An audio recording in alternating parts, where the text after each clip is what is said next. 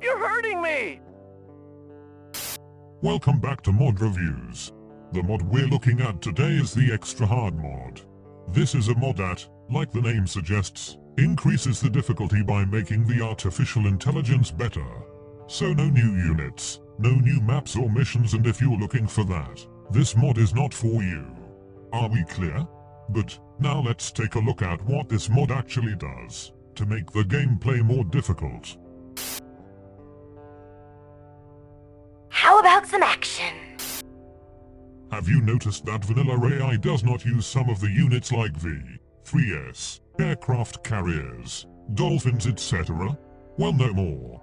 The AI in this mod uses almost every unit available, either for defense or to attack. The forces attacking you are also larger and more diverse. Remember the flak track engineer rushes from vanilla brutal AI? Well, now there's also a terror drone hiding next to the engineers. The AI also uses engineer IFVS either to try and take your MCV or to repair its units.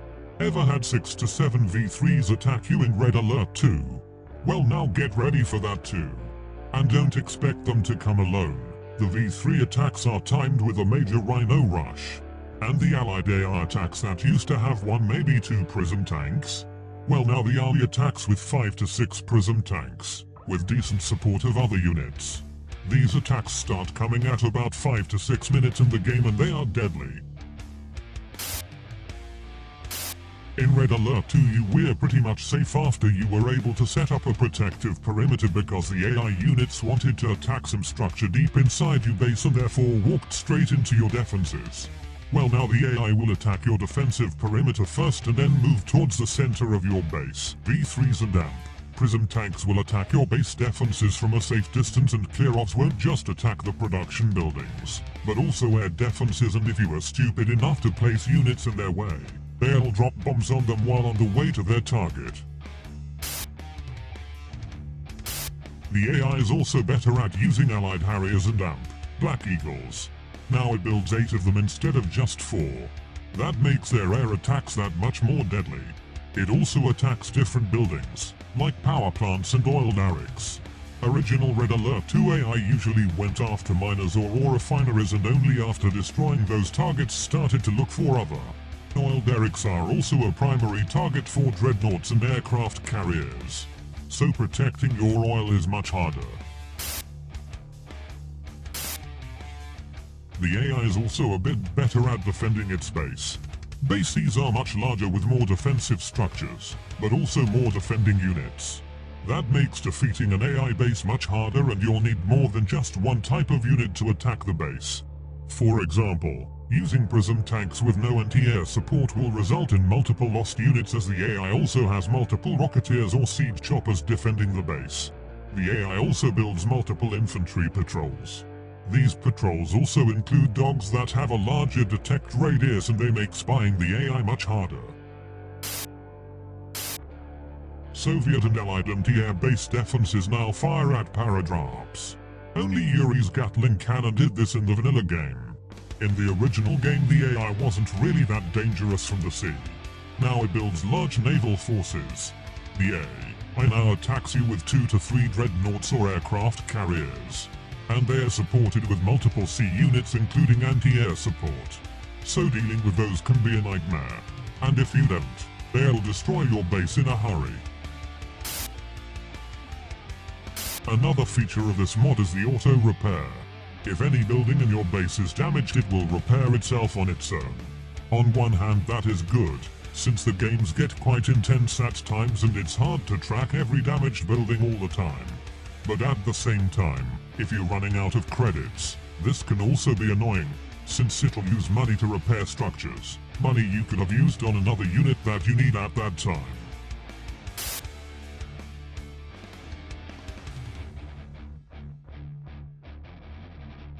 Here's a hot papaya! So far so good, right? Well, as it turns out the mod isn't perfect. These are the things that I didn't like about the mod. First off, while the AI uses more of the available units to its benefit, most of the difficulty comes from the sheer number of units the AI uses. That means, if you play against 7 brutal AIs, sooner or later the units will start to get stuck. The pathfinding the game uses simply isn't good enough to allow the AI to control such large number of units efficiently. And because these units get stuck, they never reach your base to get destroyed, but the AI still builds new units. Because of that, it's only a matter of time before the number of units on the map make the game run slower and slower. If you start the game with max available units, you get 6 to 7 basic tanks. For some reason the select all function doesn't work. Sometimes it selects half of the tanks, sometimes less. For example, if you start with 7 grizzly tanks and you click on one, then press T to select all grizzly tanks, it'll only select a few of them. As if not all tanks you get at the start were grizzly tanks. This is a minor complaint, and from what I've seen only comes up with the starting tanks and not the ones you build. Strange to say the least. Another few minor complaints. While the AI does defend its base much better, it still lacks in air defense. Sometimes the AI builds attack forces, either on land or sea, but then doesn't use them, even though they're not stuck in anything. The AI spam spies a lot. Luckily they don't go after power anymore, that I've seen, or the mod would be insanely hard. And my biggest complaint, I don't know how, but the AI of some of your own units is much worse. IFVs and flaks will follow a spy or paradrop planes over half the map and get killed in the process. And it makes micromanaging them difficult, and their detection radius is also larger, so they may run to greet the incoming air attack, and therefore may run into enemy ground units. Grizzly tanks for some reason behave this way only from time to time. Basic tanks, grizzlies, rhinos and lashers, have a larger detection radius, but most of the time they just follow the unit with their cannon, turning it the way the unit is coming from. But from time to time they'll pull a IFV move and run out to attack them and probably get destroyed. Aircraft carriers and dreadnoughts will also attack enemy units on their own, which wouldn't be that big of an issue if friendly fire wasn't a thing, and if they wouldn't follow a unit once it's out of range. These kind of things really build up the frustration, as the mod is really hard on its own, without your units doing suicide runs while you're looking away. The mod has some other nice and not so nice surprises, especially with the Yuris faction, but I dare you to find those on your own. Be of one mind.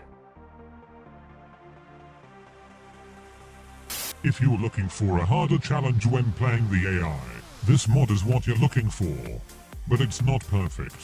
Be prepared to be frustrated by failure, often because your units will run around like headless chickens.